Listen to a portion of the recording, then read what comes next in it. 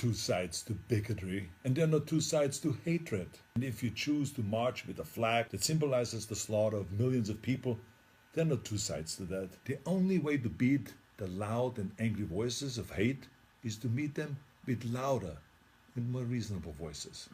And that includes you, President Trump. In fact, as president of this great country, you have a moral responsibility to send an unequivocal message that you won't stand for hate and racism. Now let me help you write your speech here a little bit. As President of the United States and as a Republican, I reject the support of white supremacists. The country that defeated Hitler's armies is no place for Nazi flags. The party of Lincoln won't stand with those who carry the battle flag of the failed Confederacy. Was that that difficult?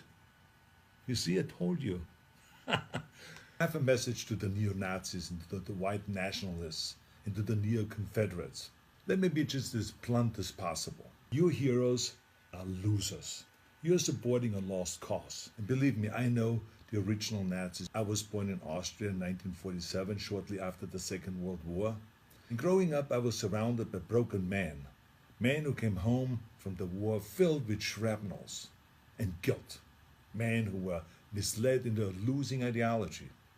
And I can tell you that these ghosts that you idolize spent the rest of their lives living in shame. And right now, they're resting in hell. I know that you weren't born with these hateful views. No one is. But the truth is, it's never too late to make the choices, to learn and to evolve, and to understand that all human beings have equal value. If you say, Arnold, hey, I was just at the march, don't call me a Nazi, I have nothing to do with Nazis at all. Let me help you. Don't hang around people who carry Nazi flags, give Nazi salutes, or shout Nazi slogans. Go home. Or better yet, tell them that they're wrong to celebrate an ideology that murdered millions of people. And then go home. You're so lucky to live in a country that gives you every right to say horrible things. But think about how you could actually use that power for something good. Those of you who have been silent, you must also evolve. I have learned a long time ago that the only way we can really eliminate hatred is to face it head on. This is not always comfortable, of course, but stereotypes about racism, religion, gender, anything else, they're like cancer. If you had a tumor, you wouldn't quietly hope that it slowly disappears. You would zap the shit out of it with all the chemotherapy and cut it out and try every experimental treatment until it was gone. But this is no different. I mean, this is a difficult time for our country, of course.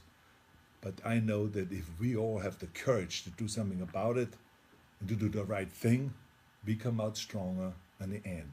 I've already donated some money to the Simon Wiesenthal Center, named after a great Nazi hunter, who I was lucky to call a friend. And I hope that you will join me by supporting your favorite anti-hate organization.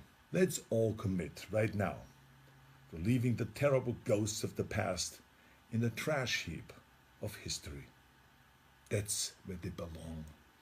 Now share this video if you think that hatred has no place in America. Let's terminate hate.